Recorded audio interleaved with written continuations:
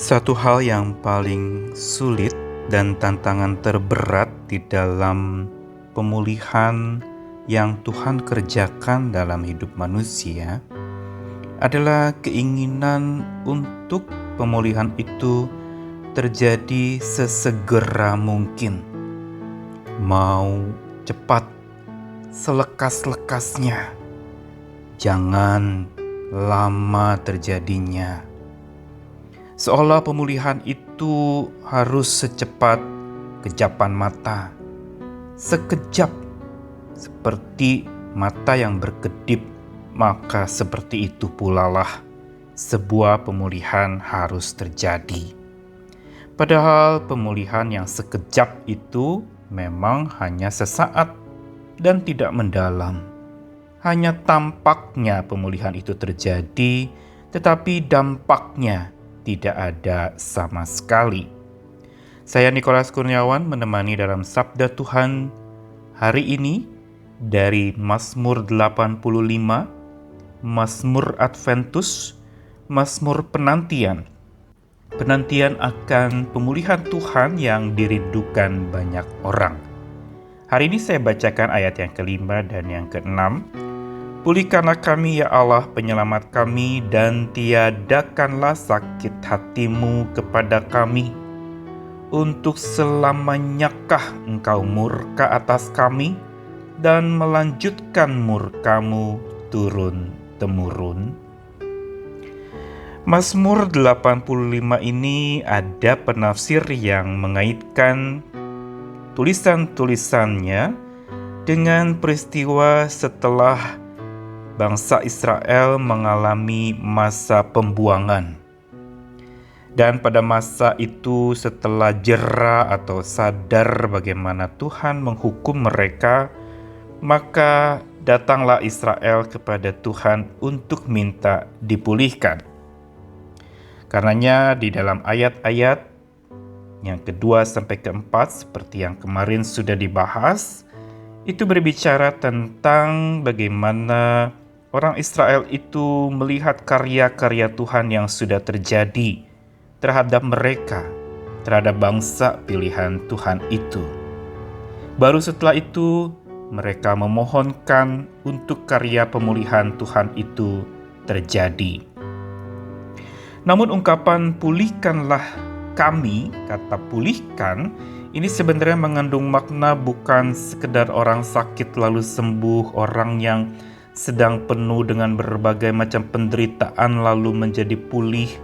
Tetapi kata pulihkanlah di sini menggunakan sebuah istilah yang menunjukkan kembalikanlah kami. Balikanlah kami.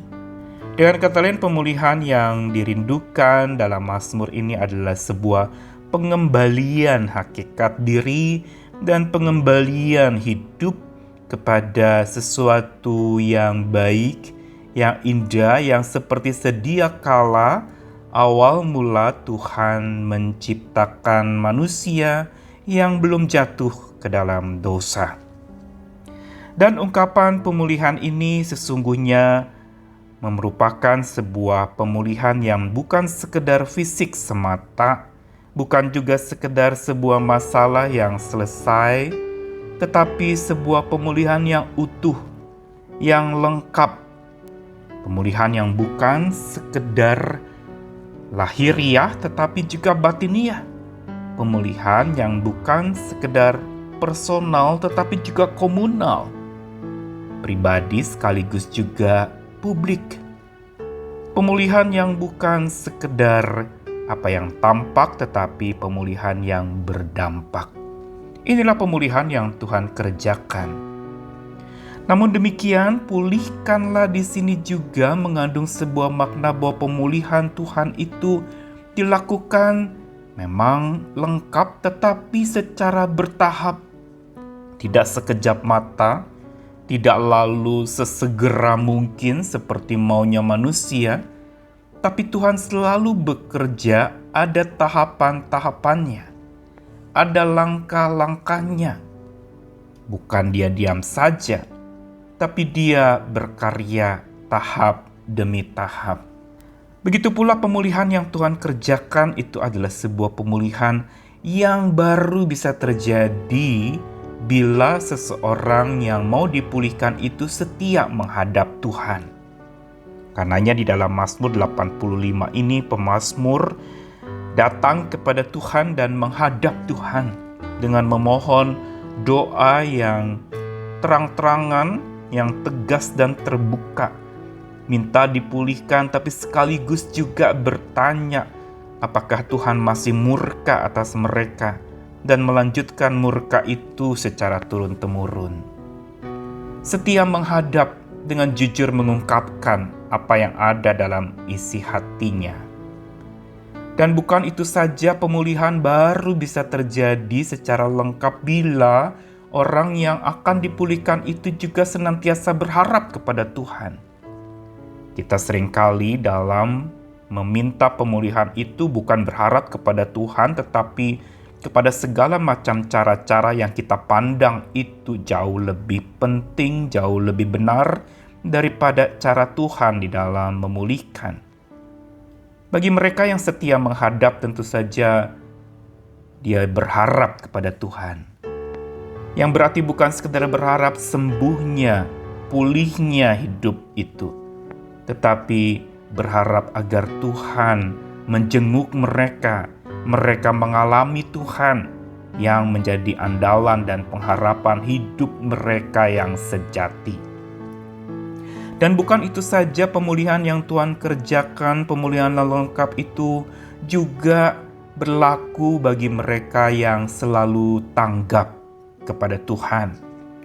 Tidak diam saja, menanggapi apa yang Tuhan katakan, meresponi dengan benar. Ada sebuah relasi yang terbangun, saling tanggap dan menanggapi. Ini yang Tuhan inginkan lewat persekutuan pribadi kita dengan Dia, saling tanggap. Dan yang terakhir, yang paling penting agar seseorang dapat dipulihkan adalah dia bersedia digarap oleh Tuhan. Digarap yang berarti diubahkan, diolah, dikelola, dijadikan indah. Digarap berarti betul-betul dibentuk oleh Tuhan dan dijadikan satu karya yang indah dengan bentukan tangan Tuhan yang menyentuh dan mengubahkan itu. Dan inilah sebenarnya yang menjadi kekuatan seseorang yang mau berharap kepada Tuhan di dalam pemulihan hidupnya.